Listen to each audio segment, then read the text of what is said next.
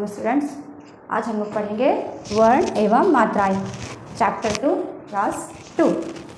So let's start. वर्ण किसे कहते हैं? वर्ण भाषा की सबसे छोटी इकाई है जिसके टुकड़े नहीं किए जा सकते, जिसको तोड़ नहीं सकते। वो ये भाषा की सबसे छोटी इकाई है। जैसे आ ई, ये क्या है? वर्ण है। वर्ण की भाषा की ये सबसे छोटी इकाई है, इसके टुकड़े नहीं किए जा सकते। सो बुक में सब बुक देखिए। जब हम बोलते हैं तो हमारे मुख से ध्वनि निकलती है, वर्ण कहलाती है। जैसे चित्र में बच्चे के मुंह से बुआ ध्वनि निकल रही है, बा जोड़ ऊ जोड़ आ, बुआ। ये क्या है? जब बच्चा क्या बोल रहा है? बुआ। ये ध्वनि आवाज़ निकल रही है, इसको हम लोग क्या कहते हैं? ये जो बा जोड़ ऊ जोड़ आ है, ये क्या है? वर्ण है। ये भाषा की सबसे छोटी इकाई है। अब देखो वर्ण की परिभाषा। उस छोटी से छोटी ध्वनि को जिसके टुकड़े ना हो वर्ण कहते हैं। जैसे आ ई आदि, ये क्या है? वर्ण है। इसके टुकड़े हम लोग नहीं कर सकते, इसको और छोटा नहीं कर सकते। ये ऑलरेडी ये एकदम छोटा है, ये वर्ण है, इसको हम लोग नहीं तोड़ सकते हैं। वर्णमाला, वर्णों के क्रमबद्ध समूह को वर्णमाला कहते हैं। जितने भी जैसे जो वर्ण होते हैं उनके समूह के जोड़ को हम लोग वर्णमाला कहते हैं। वर्णों के, अब इनके भेद, वर्णों के दो भेद होते हैं। जो वर्ण होते हैं उसके दो भेद, दो प्रकार होते हैं, स्वर और व्यंजन। जो वर्ण है, वर्ण क्या है? भाषा की सबसे छोटी इकाई। इसको दो भागों में बांटा गया है, स्वर और व्यंजन। हिंदी भाषा में वर्ण के दो भेद होते हैं, स्वर और व्यंजन। स्वर जो वर्ण बिना किसी सहायता के बोले जाते हैं। स्वर क्या है? ये ऐसा वर्ण है जो बिना किसी सहायता मतलब किसी हेल्प के बोले जाते हैं। हिंदी भाषा में स्वरों की संख्या 11 है। आ ई ऊ री ए ओ औ, ये क्या है? स्वर है। इसकी कुल संख्या कितनी है? इसकी संख्या है 11। अब इसी में आते हैं अंग, अंग जो है उसको हम लोग अनुस्वर कहते हैं। ये वो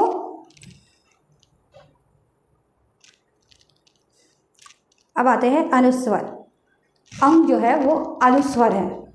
इसकी जो ध्वनि, जो आवाज़ निकलती है वो नाक से निकलती है। अंग है ना। विसर्ग, ये है अंग जो है इसको हम लोग अनुस्वर कहते हैं। इसकी जो आवाज़ होती है वो नाक से निकलती है, अंग। विसर्ग, इसको हम लोग विसर्ग कहते हैं। विसर्ग। और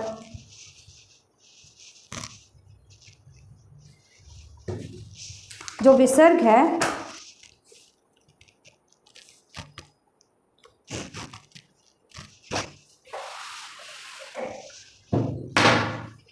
और इससे हम लोग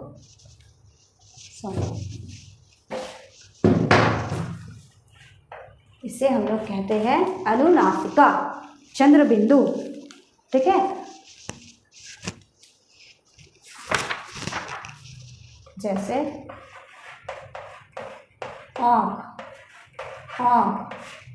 ये है अनुनासिका, चंद्र बिंदु। अब आते हैं व्यंजन पर।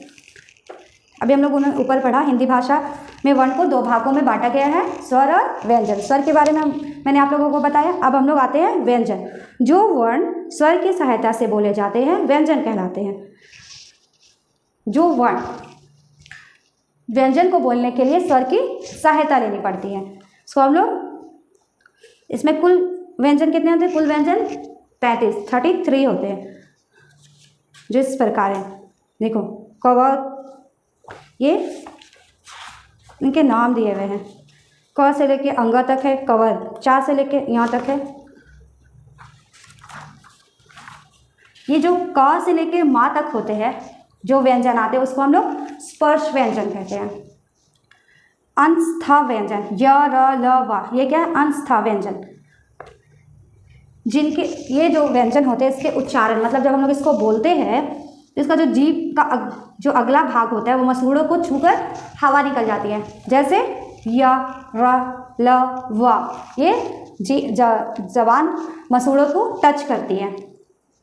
फिर है उस व्यंजन श श स ह, इन वर्णों के उच्चारण में मुख से विशेष प्रकार की वायु हवा निकलती है और इसको बोलने में थोड़ा जोर लगता है। ठीक है। उच्चिप्त व्यंजन ड़ और ड़, इन व्यंजनों का प्रयोग शब्दों के प्रारंभ में नहीं होता। जब भी हम लोग कोई शब्द लिखते हैं तो ये ड़ और ड़ जो है इसका प्रयोग शब्दों के स्टार्टिंग में नहीं होता है। संयुक्त व्यंजन, ये दो व्यंजनों से मिलकर बनते हैं। एक ऐसा व्यंजन जिसको जो दो व्यंजन से मिलकर बनते हैं उसको हम लोग संयुक्त व्यंजन कहते हैं। जैसे कि बुक में दिया गया है क जोड़ स छ, त जोड़ रा त्रा, ये क्या है? दो व्यंजन से मिलकर एक व्यंजन बना, इसको हम लोग संयुक्त व्यंजन कहते हैं। अब आते हैं मात्रा में। हिंदी भाषा में व्यंजन के साथ स्वर मिलाते समय जो चिन्ह जोड़ा जाता है उसे मात्रा कहते हैं। मात्रा कैसे कहते हैं? जब व्यंजन के साथ स्वर मिलाते हैं तो जो चिन्ह जो मार्क जोड़ा जाता है उसको हम लोग मात्रा कहते हैं। जैसे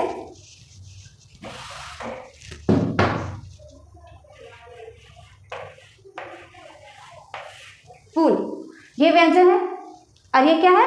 स्वर है, ऊ स्वर है, बड़ी ऊ, तो ये बड़ी ऊ की मात्रा है, वो उसका चिन्ह है, इसी को हम लोग मात्रा कहते हैं।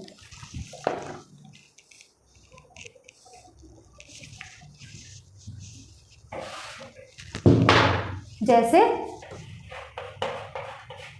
ये आ की मात्रा का चिन्ह है, ये छोटी ई की मात्रा का चिन्ह है, ये बड़ी ई की मात्रा का चिन्ह है।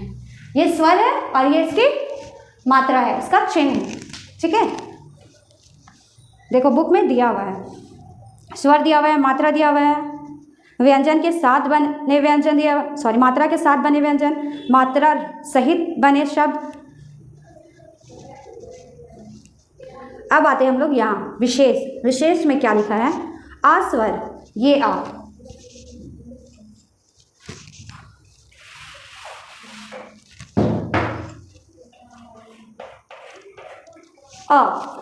ये क्या है? अ स्वर की ध्वनि सभी व्यंजनों में मिली रहती है, अतः आ की कोई मात्रा नहीं होती, इसकी कोई मात्रा नहीं होती, ये सभी व्यंजनों में मिला रहता है। ठीक है। अंग अह वर्ण ना तो स्वर होते और ना ही व्यंजन। ये जो अंग और आह है, अंग आह, ये ना ही स्वर है और ना ही व्यंजन है, इन्हें आयोग वह कहा जाता है। ये क्या है? ना ही स्वर है और ना ही व्यंजन। तीसरा पॉइंट क्या दिया है? हिंदी भाषा में कुछ उर्दू वर्णों जैसे फ, ज आदि तथा अंग्रेजी भाषा के वर्ण को भी शामिल किया गया है। हिंदी भाषा में कुछ उर्दू वर्ड भी यूज़ किए गए हैं, फ और जा। ठीक है। रा के साथ ऊ या ऊ की मात्रा लिखते समय इनका रूप बदल जाता है। देखो